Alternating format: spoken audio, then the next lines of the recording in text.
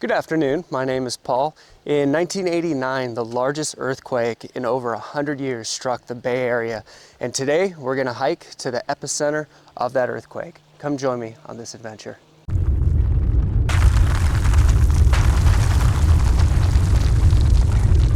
So this hike is located in the forest of Nizene Marks, which is in Aptos, California, which is in Santa Cruz County. So from the parking area, which it costs this much to park, or you can use a state park space like we did, you're gonna go through that gate. For some reason, I didn't see the epicenter trail on that, but all trails are saying this way, so pass the gate and come on down. So we're coming down the trail this way and we're gonna stay right. Even though I always say to use all trails, I get an overwhelming amount of people telling me they didn't use all trails and they get lost. So stay right if you're not using all trails. From 1883 to 1923, they had lumber stuff. Why can't I think of it? Lumber, I don't know, they cut down trees here, okay? And you can still see remnants of the operation that are still here. So on October 17th at 5:04 p.m., 1989, a 6.9 magnitude earthquake struck the Bay Area. The earthquake lasted for 15 seconds, 63 people died, and nearly 4,000 people were injured. Damage in Santa Cruz and San Francisco was extensive. The double-decker Nimitz Bridge, part of it collapsed. Some also refer to this earthquake as the World Series earthquake. It happened and actually stopped the World Series baseball game. They say it was a good thing that the game was happening because that meant there was less people on the freeway. Also, we got another fork in the road. Do not go down there. You want to stay right. Here in Santa Cruz, 40 buildings collapsed. It also put 1.4 million people out of power for a couple of days.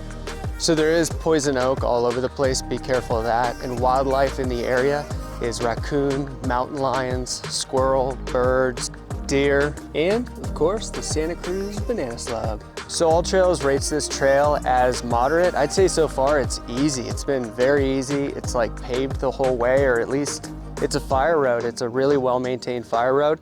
We haven't seen one single sign for the epicenter. This is a 4-mile out and back trail, so 2 miles there, 2 miles back.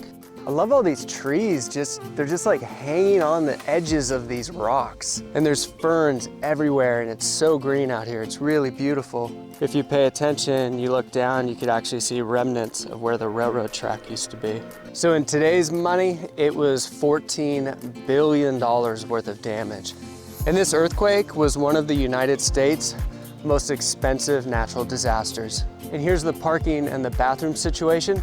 Pass, Paul, take it away.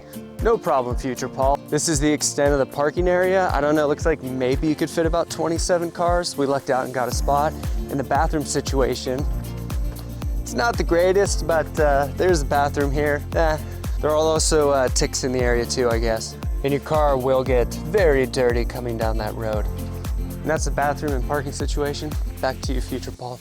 Thanks, past Paul. And look at what we just found. The first one, earthquake epicenter sign right here. So we just came across this and Brittany was actually asking me what this is used for. And it's pretty simple. If you're doing a big hike like this, you just gotta really stretch out the hamstrings. Okay, let's go.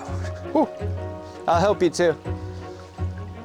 So the trail is right there. You actually have to cross Aptos Creek right here to get to the trail to finish the epicenter hike. Try to get over. You did it. So we only have about a half mile left or less. This would be considered moderate. So this side of the trail is definitely not as maintained and definitely Bigfoot. So you do have to do another creek crossing. There is a big log over there that you can cross, but we're just gonna take the rocks and look what we found. Looks like we got a little bit more Bigfoot. Something's out here for sure. These are bones.